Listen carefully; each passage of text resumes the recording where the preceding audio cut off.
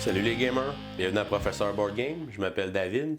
Aujourd'hui on fait un autre épisode de Board Game 101, on va apprendre à jouer au jeu Turo. C'est un jeu qui a été designé par Tom McMurtry et qui a été publié par Calliope Games. Le jeu se joue de 2 à 8 joueurs et dure environ de 15 à 20 minutes. Le but du jeu est d'être le dernier joueur avec son pion présent sur le plateau pour remporter la partie. Dans ce jeu-là, les mécaniques principales vont être des mécaniques de placement de tuiles et de construction de routes. Les routes vont être sur les tuiles qu'on va placer. Et on a aussi une gestion d'une main de carte avec les tuiles qu'on va vouloir placer. On va avoir un choix à faire avec les tuiles qu'on va avoir dans nos mains. Et finalement, on a une mécanique d'élimination de joueurs. Les joueurs s'éliminent au fur et à mesure que la partie progresse. Et le dernier joueur est éliminé remporte la partie. Pour les composantes du jeu, on a le grand plateau au départ qui est vide et on a tous les endroits où on peut placer les différentes tuiles en cours de jeu. On a le paquet de tuiles qui est ici. On a la tuile de dragon.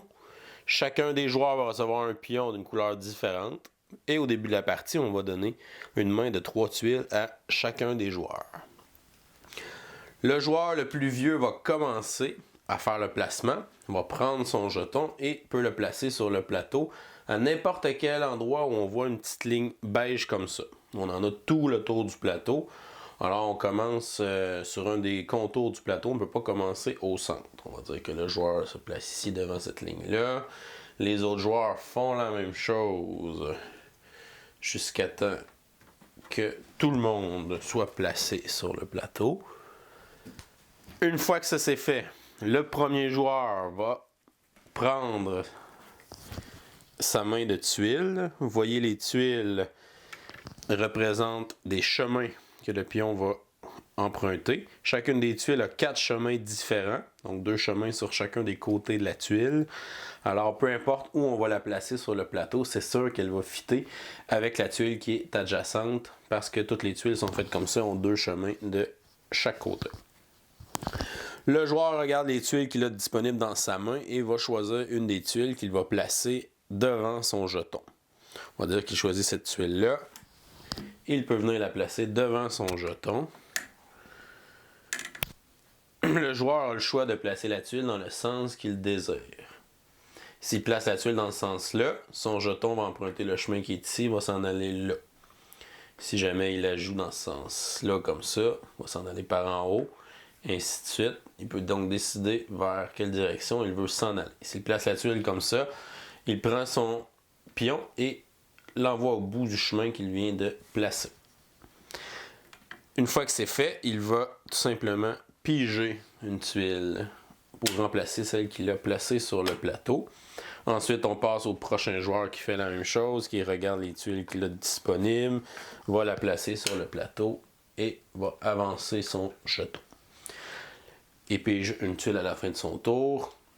On continue comme ça jusqu'à temps que le premier joueur se fasse éliminer, le deuxième joueur se fasse éliminer, le troisième joueur se fasse éliminer et qu'un seul joueur soit victorieux à la fin. Comment peut-on être éliminé? Si jamais on a les tuiles qui sont ici, si jamais le joueur a son jeton ici, et si par exemple il place cette tuile-là, si c'est la seule tuile qu'il peut placer à cet endroit-là, c'est la seule tuile qui lui reste dans sa main, et ainsi de suite, on voit que en suivant le chemin, le pion sort du plateau. Si ton pion sort du plateau, tu es éliminé pour le restant de la partie.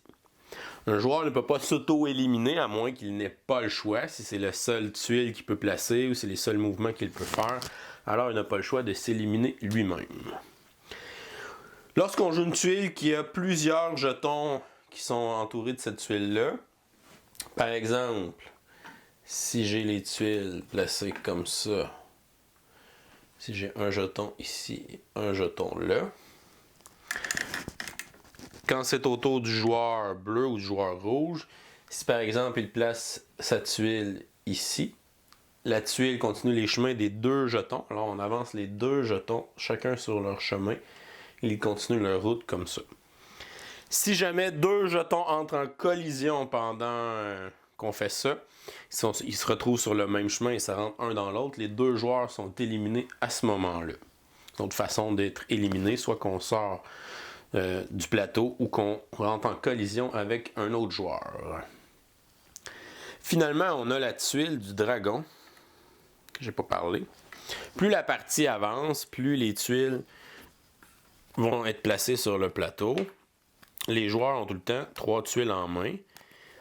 Mais à un moment donné, on n'aura plus de tuiles à piger parce que toutes les tuiles vont être placées sur le plateau. Il va juste seulement rester les tuiles qui sont dans les mains des joueurs. Qu'est-ce qui arrive quand un joueur ne peut plus piger de tuiles parce qu'il n'y en a plus de disponibles? Il va à ce moment-là prendre la tuile du dragon et la placer devant lui. Qu'est-ce que la tuile du dragon fait? Elle donne la priorité à ce joueur-là qui va obtenir la prochaine tuile disponible. Quand est-ce qu'il va y avoir une tuile disponible? C'est quand un joueur va mourir.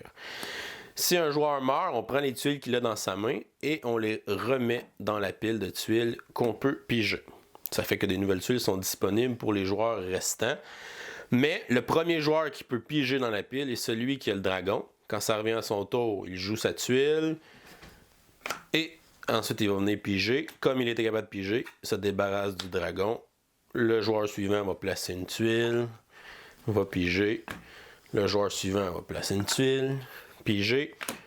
Le joueur d'après va placer une tuile, mais il ne peut plus piger, reprend le dragon, ainsi de suite. Je vois qu'on a un peu plus pigé dans la pile parce que toutes les tuiles sont épuisées. On prend le dragon qui nous donne la prochaine tuile. Et voilà, c'était le jeu Turo. Je vous reviens avec mon opinion personnelle sur ce jeu. Qu'est-ce que je pense du jeu Turo? On va regarder les composantes. On a le plateau qui est d'une bonne qualité. Les tuiles aussi, assez épaisses. Ils ont un genre de fini dessus aussi pour les protéger, pas que ça se magane. Les pions aussi sont très solides. À ce niveau-là, tout est bon. Côté artistique, le jeu, je pense qu'il aurait pu être plus beau. Les tuiles de chemin, oui, on voit les chemins, mais le reste, c'est une espèce de background brun. Pas ce qu'il y a de plus joli comme dessin sur les différentes tuiles. Les pions aussi auraient peut-être pu être un peu plus beaux. On voit un gros dragon sur la boîte. On se dit, les pions, ça va être des dragons, et ainsi de suite, quelque chose de cool. Mais non, c'est pas le cas. On aurait pu améliorer ça. Au niveau de la complexité, un jeu qui est très simple, un jeu qui est très rapide, qui est un bon jeu qui est un filler, 15 à 20 minutes. Les jeux qui ont des éliminations de joueurs, généralement, on ne veut pas que ça dure 2 heures. Si on se fait éliminer dans les premiers 15 minutes, on trouve le temps long. Mais dans ce jeu-là, c'est pas le cas. Comme la partie est 15 à 20 minutes, c'est pas grave si on se fait éliminer à moitié de la partie. On n'a pas à attendre beaucoup pour la prochaine partie ou pour aller jouer à un autre jeu par la suite. Au niveau du nombre de joueurs, je pense que c'est un jeu qui bénéficie d'être le plus possible.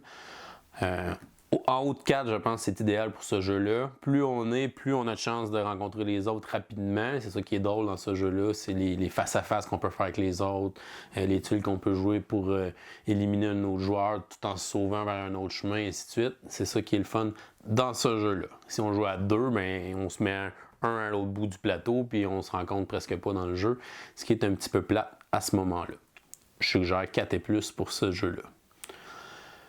Mon appréciation pour le jeu, je vais lui donner la note de C, la note de passage.